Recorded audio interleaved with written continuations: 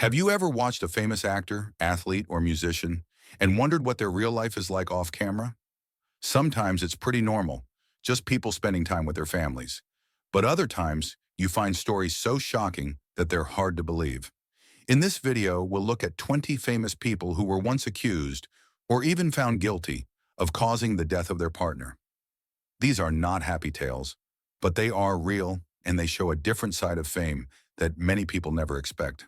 Spade Coolie. Spade Coolie was once called the king of Western swing. He performed big shows, appeared in movies, and even had his own TV series. But while he smiled on stage, his personal life was full of jealousy and anger. He married a singer named Ella Mae Evans, and they had what looked like a strong relationship, at least at first. Over the years, the couple argued a lot. Both had doubts about being faithful to each other. By 1961, things got so bad that Ella Mae wanted a divorce. She also told people she felt unsafe at home. Sadly, her fears were justified. On April 3, 1961, Spade Coolie attacked and killed Ella Mae.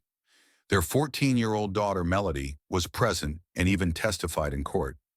During the trial, Coolie first pleaded insanity, but later changed his plea.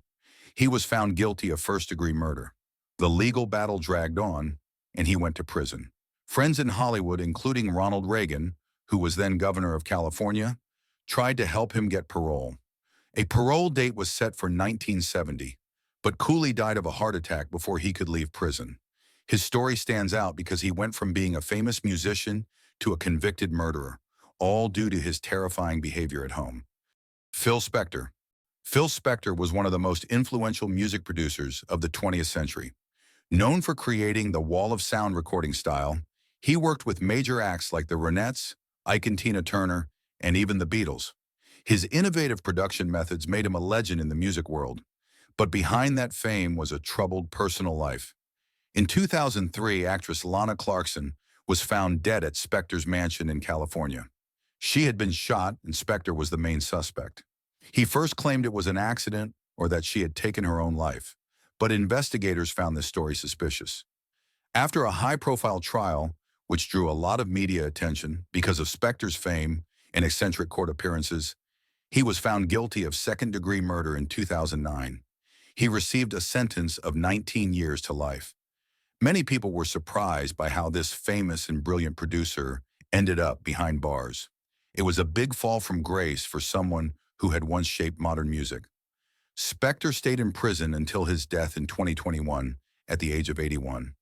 Though his musical legacy is still recognized, it has been overshadowed by the crime and the tragic death of Lana Clarkson.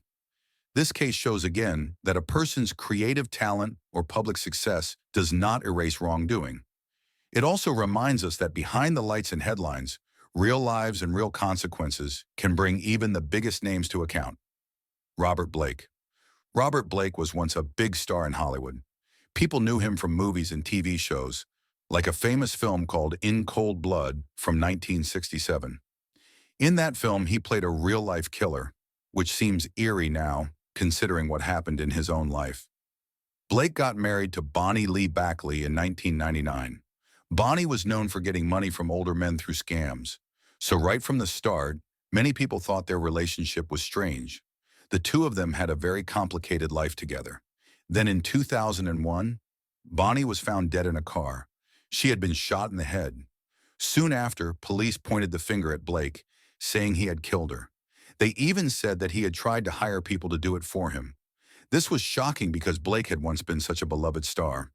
When he went to court for the criminal trial, he was found not guilty. This surprised a lot of people. Some folks believed he was truly innocent, while others thought he had just managed to get away with murder. However, that wasn't the end of the story. Bonnie's family took him to civil court and said he was responsible for her death. That time, the court found him liable, and he had to pay a large sum, $30 million. This basically drained him financially. It's still a case that many people debate. Did he really do it? Or was he in the wrong place at the wrong time? Either way, the tragic ending of Bonnie's life changed Robert Blake's image forever. What once looked like just a Hollywood star's marriage turned into one of the most talked about cases in Tinseltown history.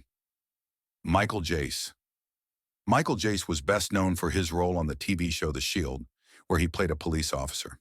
People who watched the show grew to like his character and maybe assumed that he was a lot like that in real life. However, behind closed doors, a much darker story was unfolding. Michael was married to April Jace, a talented track and field athlete. She achieved high rankings in U.S. competitions and also earned a gold medal in a world championship. They seemed like a strong couple, but in 2014, Michael shot and killed April in their home in Los Angeles. To make matters worse, their two young sons were in the house during the shooting. They saw and heard the awful event take place.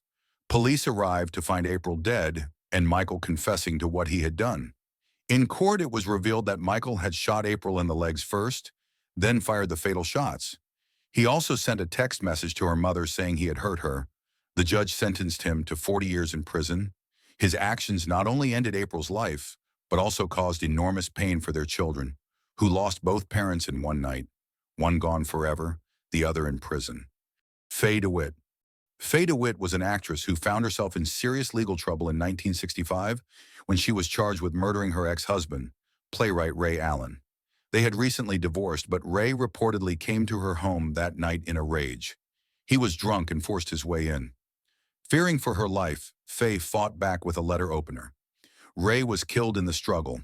At first, she was arrested for murder, but after the authorities realized Ray was the one who had broken into her home and attacked her, the charges were dropped. The police believed she had acted in self-defense.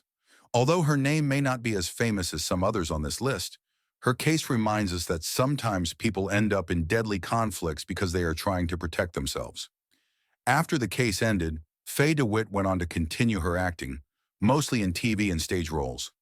The story is not as well known as some others, but at the time, it was big news in Hollywood. Brinn Hartman. Phil Hartman was a comedy star known for his work on the Saturday Night Live, The Simpsons, and news radio. He had a warm personality and huge comedic talent that made fans adore him. He married Brinn Hartman, and together they had 2 children. From the outside, their life seemed great. They had a nice home, 2 wonderful kids, and Phil's career kept growing. But behind that happy picture were problems. On May 28, 1998, the world was shocked to hear that Brinn had shot Phil while he was sleeping. After that, she took her own life as well. Their children were in the home at the time, and they were left without both parents in one terrible night. Later reports came out that Brinn had alcohol and drugs in her system, including medication for depression. Some people say a mix of these substances, plus relationship stress, might have led to the tragedy. Their friends and coworkers were stunned because Phil and Brinn never seemed like the type of couple to have violent arguments. Actress Rita Wilson, who knew them, said everyone found it totally out of character. Phil Hartman's sudden death took away one of the brightest comedic talents of his generation, leaving fans mourning and wondering what might have been. Jovan Belcher. Jovan Belcher was a linebacker for the Kansas City Chiefs. He and Cassandra Perkins had a baby daughter named Zoe. People around them thought they seemed like a lovely young family. But on December 1st, 2012, everything fell apart in a way that shocked the sports world. Early that morning, Belcher and Cassandra got into an argument at their home. He shot Cassandra, and his own mother, who was staying with them, called 911. Cassandra was only 22 years old, and sadly, she didn't survive. Their baby daughter was just 3 months old. After the shooting, Belcher drove to the Chiefs' practice facility. There in the parking lot, he spoke with the general manager, the head coach, and the linebacker coach. He told them he had just killed Cassandra. As police sirens approached, he told the coaches he was sorry and then took his own life with a gun. The Chiefs went ahead with their scheduled game the next day, pausing for a moment of silence for victims of domestic violence. They did not specifically mention the tragedy involving Belcher by name. Their infant daughter, Zoe, was left without parents, and it was later discovered that Belcher had been well over the legal alcohol limit. There were also signs he suffered from head trauma related to football, which might have affected his behavior. This case was another reminder that personal struggles can exist even when someone seems successful and strong on the field. Russell Neal. Russell Neal was once part of a popular R&B group known for songs like I Like the Way, The Kissing Game. This group brought joy to many fans, But in 2014, the group's name took on a darker meaning when Russell Neal walked into a sheriff's office in Houston and calmly said that his wife was dead at home. When police arrived, they found Catherine Martinez, a 24-year-old mother of two boys, had been killed. Catherine had big dreams and a bright personality. Her children were in the home but were not harmed. They were placed under the care of Neal's mother afterward. Neighbors were stunned because they never saw any obvious signs of trouble. However, the facts pointed to a deadly situation that nobody had expected. The record company that once promoted the group stated that Russell Neal was no longer connected with them. The case showed that even a somewhat faded star could be involved in something truly tragic and unthinkable. Catherine's family was left in sorrow and anger, while many fans wondered how someone they once admired could do such a thing. Earl Hayes. Earl Hayes was a rapper who had connections with famous people like boxing champion Floyd Mayweather Jr. He was married to Stephanie Mosley, an actress and dancer known for her role in VH1's Hit the Floor. Stephanie was a star on the rise. People described her as kind, talented, and full of life. Sadly, on December 8, 2014, police were called to the couple's apartment in Los Angeles after neighbors heard gunshots. Inside, they found both Stephanie and Earl dead. Investigators discovered that Earl had shot Stephanie and then taken his own life. This sent shockwaves through the entertainment community. Rumors and drama soon followed. Rapper 50 Cent, in a post he later deleted, claimed that Floyd Mayweather might have been on a video call with Earl Hayes right before it happened. The story was that Earl thought Stephanie might have been unfaithful, and he brought it up during that call. While many details stayed private, it was clear that jealousy or relationship problems had spiraled into a horrible murder-suicide. Hollywood dancers and actors come together to mourn and also speak about the need for reaching out when someone is going through a mental crisis or severe relationship troubles. Stephanie's life and talent were cut short in a shocking way, leaving everyone who knew her heartbroken. Jimmy Superfly Snuka. Jimmy Superfly Snuka was a hugely popular wrestler in the 1980s and early 1990s, admired for his high-flying moves and exciting matches. He was seen as a hero in the ring, someone who brought high energy and drama wherever he performed.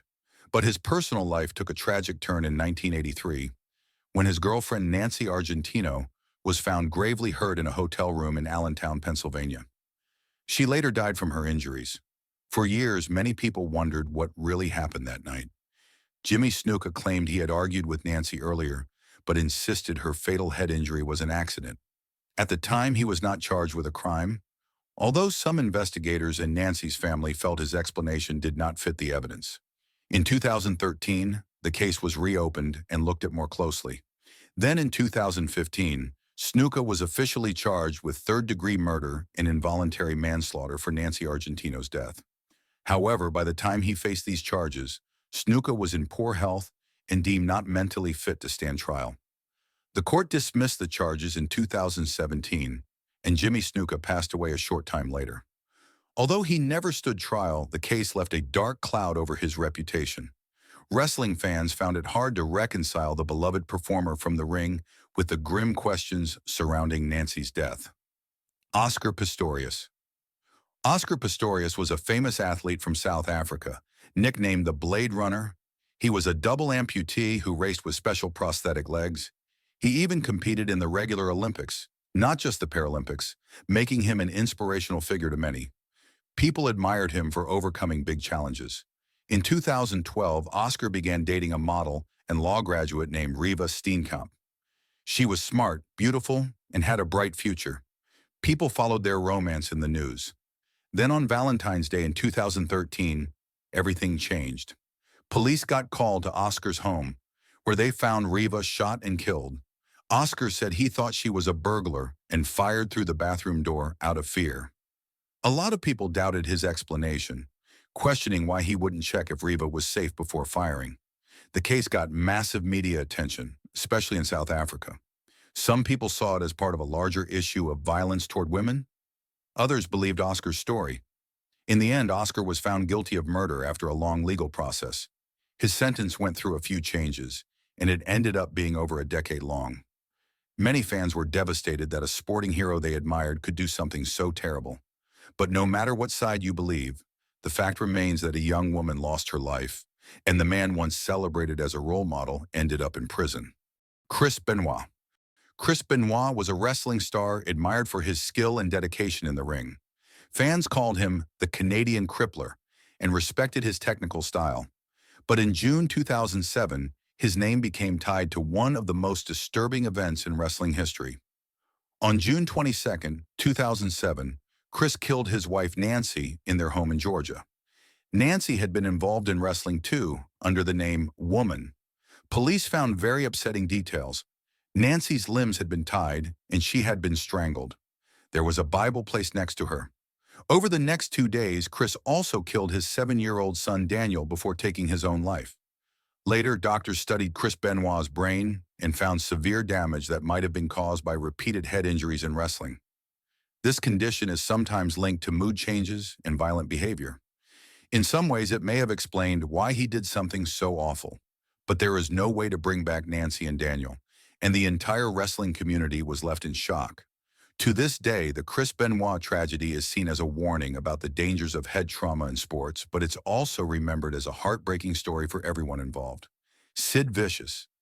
Sid Vicious was the bass player for the punk rock band the Sex Pistols.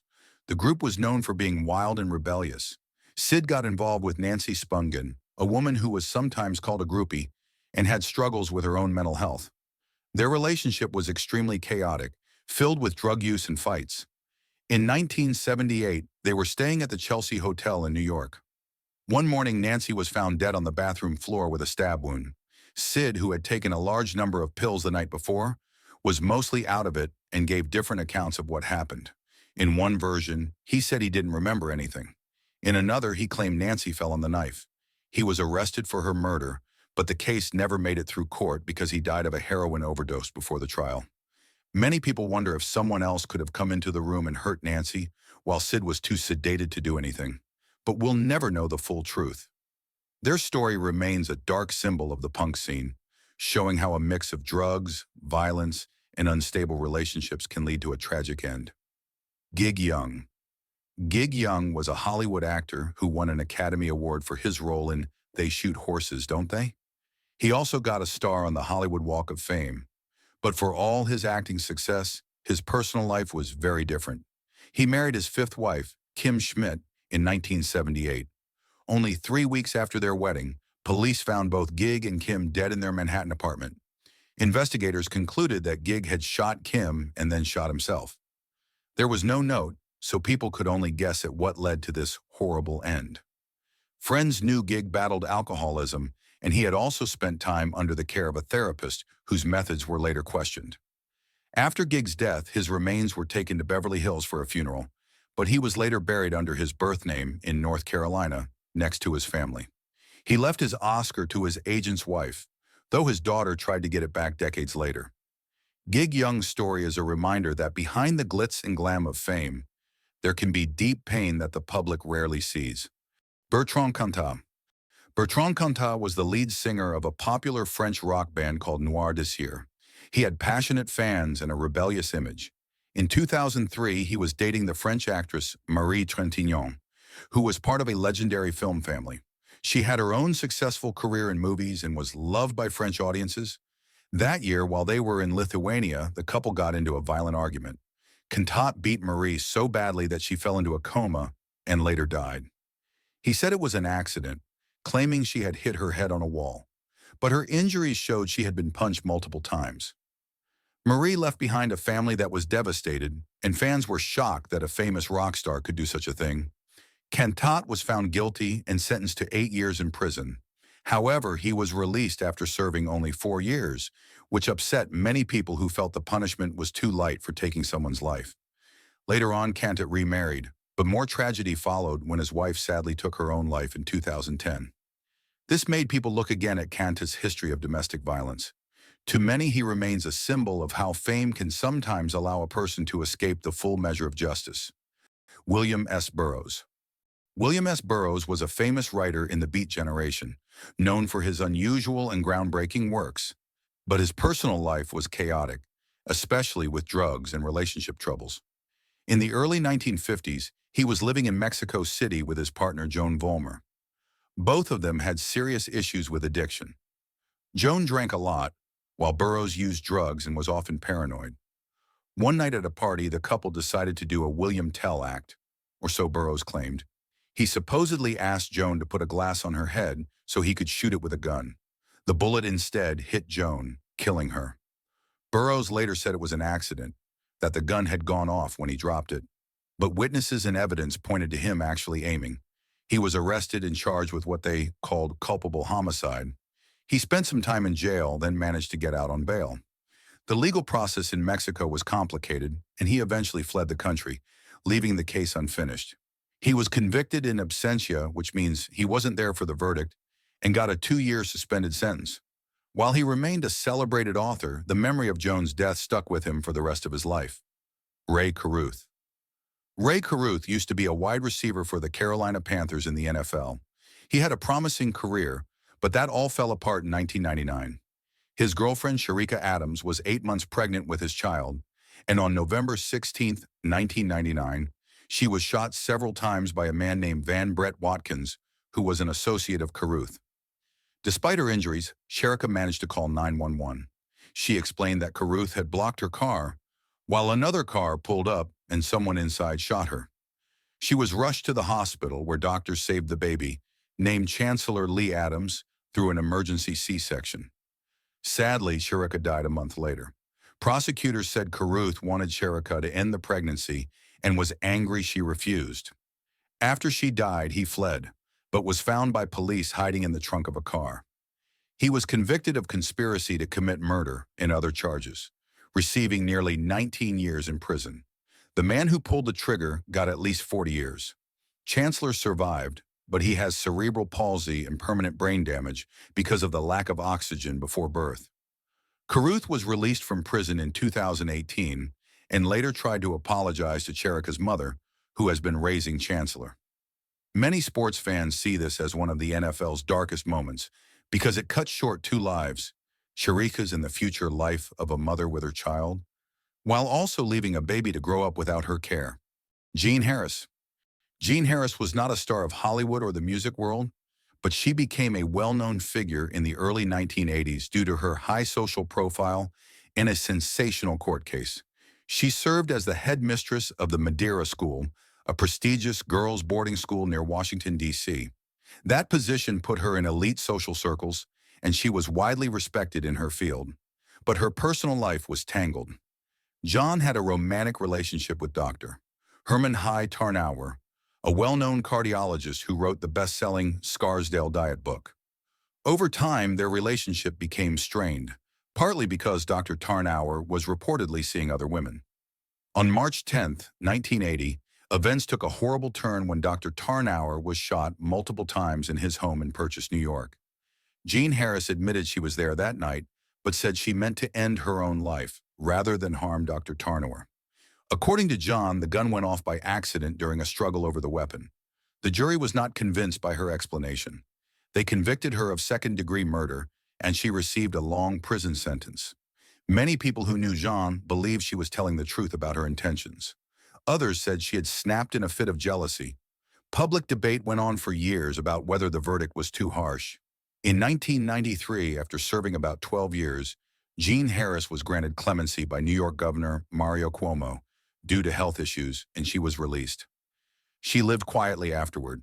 The case remains famous for how it combines social standing, love, betrayal, and a sudden violent end, capturing the attention of the media and the public in a very big way. Claudine L.